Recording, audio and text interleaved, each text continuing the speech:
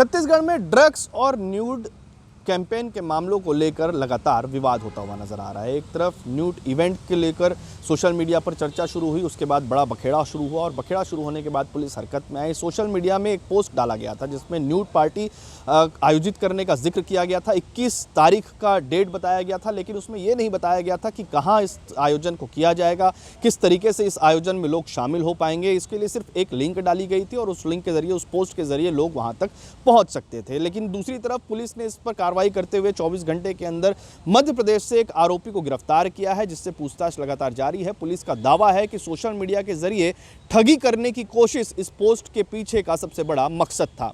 इस पोस्ट के जरिए वायरल पोस्ट को करने के बाद एक लिंक उनसे जनरेट करवाया जाता और उसके बाद जो लोग इस पर इंटरेस्ट होते, जो युवक युवतियां इस पर इंटरेस्टेड होती, उनसे 20 से लेकर 40 हज़ार तक रुपए वसूले जाते। जी हाँ, इसमें इस बात का भी जिक्र आया है कि एक व्यक्ति यानी कि सिंगल पर्सन, यानी वो लड़का भी हो सकता है, वो लड़की भी हो सकती है, उससे 20,000 रुपये से लेकर 30,000 तक की राशि न्यूड इवेंट में शामिल होने के लिए वसूली जाती। इसके अलावा 40,000 तक की राशि कपल जो होते हैं वो, उनके अगर कपल इसमें शामिल होना चाहते हैं तो इस न्यूड इवेंट में उनके शामिल होने से 40,000 रुपये की राशि उनसे वसूली जाती है। और इसका जिक्र भी आया है कि करीबन 20 से 30 लोगों ने ये राशि दी भी है और लाखों रुपए का गबन इस आरोपी ने किया भी है। फिलहाल 2 आरोपियों का जिक्र सामने आ रहा है, जिसमें एक आरोपी को पुलिस ने पकड़ा है। लेकिन सवाल यह भी है कि अब तक ड्रग्स और न्यूड इवेंट जैसे कई मामले छत्तीसगढ़ में, राजधानी रायपुर में देखने को मिले। आखिर पुलिस के नाक के नीचे ड्रग का इवेंट आयोजित होता रहा, लेकिन पुलिस अब तक इन इवेंट संचालकों को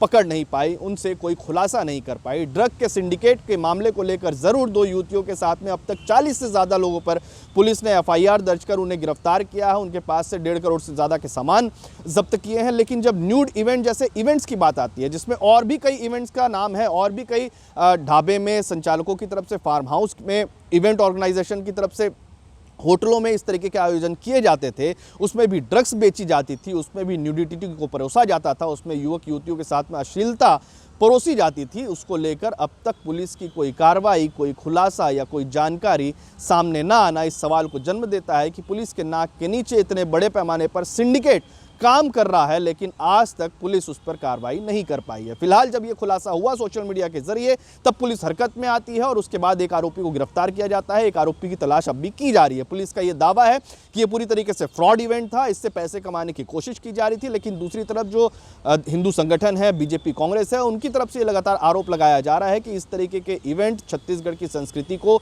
बिगाड़ने के लिए एक साजिश के तहत किया जा रहा है। इस तरीके से युवाओं को सीधे तौर पर बिगाड़ने की कोशिश है, नशे में ढकेलने की कोशिश है। इसको लेकर रोक लगनी चाहिए। पुलिस इस पर क्या कुछ कहती है, जरा सुन लीजिए। रायपुर में एक इंस्टाग्राम पेज के माध्यम से रायपुर में एक आयोजन के संबंध में एक प्रचार प्रसार जारी किया गया था, जिसके तहत में रायपुर में न्यूड पार्टी के नाम पर एक इनविटेशन जारी किया हुआ था और ये अपने इंस्टाग्राम सिनफुल राइटर 1 के इंस्टा पेज पर उपलब्ध था। ये पिछले दिनों काफ़ी इंस्टाग्राम में और सोशल मीडिया में लगातार प्रचार प्रसार हो रहा था और फिर कईयों के द्वारा देखा गया। इस पूरे प्रकरण में पुलिस के द्वारा जब पुलिस को संज्ञान में आया कि एक न्यूड पार्टी इनविटेशन के नाम पर कोई प्रचार प्रसार किया जा रहा है, तो पुलिस ने स्वयं संज्ञान लेते हुए इस पूरे प्रकरण में थाना तेलीबांधा में अपराध क्रमांक 593 2025 धारा 4 स्त्री अपशिष्ट रूपण अधिनियम, धारा 67 IT एक्ट और धारा 79 BNS के तहत में अपराध पंजीबद्ध कर प्रकरण को विवेचना में लिया गया। अब आप समझिए कि पुलिस ने तो ये कहा कि उससे 24 घंटे के अंदर आरोपी को गिरफ्तार कर लिया है। इस तरीके के इवेंट ठग बनाने की कोशिश थी। फिलहाल पुलिस इस मामले की तह तक जाने की कोशिश कर रही है, एक और आरोपी को गिरफ्तार करने की भी कोशिश कर रही है। लेकिन दूसरी तरफ आप समझिए कि जिन युवतियों को गिरफ्तार किया गया था ड्रग्स के मामले में, वो भी इसी तरीके के high profile event, high profile parties में शामिल होकर ही अपने ड्रग्स का डील करती थी। इसी तर्ज पर भी ये देखा जा रहा है कि न केवल न्यूड इवेंट, इससे पहले भी कई तरीके के, चाहे वो फेक मैरिज इवेंट की बात करें या फिर अन्य इवेंट्स की बात करें, कई तरीके की पार्टीज का जिक्र हुआ है। इन पार्टीज के जरिए अश्लीलता परोसने के साथ में ड्रग्स और नशे का सामान भी परोसा जाता था। लेकिन पुलिस इस मामले की आखिरकार इस एंगल से जांच क्यों नहीं कर रही, ये भी एक बड़ा सवाल खड़ा होता है। क्या वाकई में राजधानी रायपुर में एक बड़ा सिंडिकेट काम कर रहा है, जिसके जरिए छत्तीसगढ़ में क्या एक बड़ा सिंडिकेट भी काम कर रहा है, लेकर एक बड़ा सवाल खड़ा होता है कि राजधानी रायपुर को क्या बदनाम करने की कोशिश, छत्तीसगढ़ को बदनाम करने की कोशिश की जा रही। क्या इसके पीछे एक विशेष पैमाने पर सिंडिकेट के जरिए छत्तीसगढ़ में अश्लीलता फैलाने के साथ साथ युवाओं को ड्रग्स में लत लगाने की कवायद की जा रही है। उड़ता पंजाब की तर्ज पर छत्तीसगढ़ को बनाने की, राजधानी रायपुर को बनाने की क्या कोशिश की जा रही है, एक बड़ा सवाल है। फिलहाल इस मामले को लेकर सियासी खलबली भी मची हुई है। राजनेता इस मामले को लेकर क्या कुछ कहते हैं, किस तरीके के प्रदर्शन हो रहे हैं, जरा देख लीजिए। प्रदेश में अपराध बढ़ गए हैं, अपराधी बेलगाम हो गए हैं, कानून व्यवस्था लगभग समाप्ति की ओर है और कांग्रेस पार्टी लगातार इस मामले को उठाते रही है। हम आंदोलन भी करते रहे हैं और अब इस चीज़ की हकीकत को भारतीय जनता पार्टी के वरिष्ठ नेता भी समझ रहे हैं। अजय चंद्राकर जी ने जो चिंता जाहिर की है वो चिंता नाजायज़ नहीं है।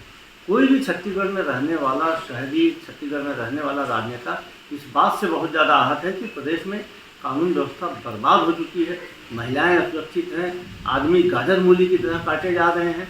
यही नहीं, अब तो नशे की जो पार्टियां हो रही हैं, न्यूज़ पार्टियां हो रही हैं, विशेष तौर पे जो विदेशों से ड्रग्स छत्तीसगढ़ में आकर बिक रहा है। छत्तीसगढ़ की राजधानी तो अब तो नशे का गढ़ बन चुकी है और बेहद दुर्भाग्यजनक है कि गृह मंत्री इस मामले में पूरी तरीके से लापरवाह बने हुए हैं। आपने अब तक तस्वीरों के जरिए और ग्राफिक्स के जरिए जो देखा, बयानों के जरिए जो सुना, इसके बाद भी अब सवाल यही खड़ा होता है कि राजधानी रायपुर में इतने बड़े पैमाने पर इस तरीके के आयोजन, इस तरीके के ड्रग्स का मिलना, क्या कोई षड्यंत्र है?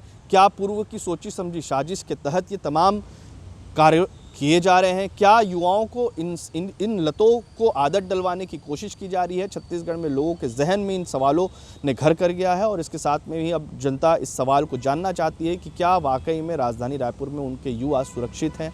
क्या वो नशे की लत में नहीं जाएंगे?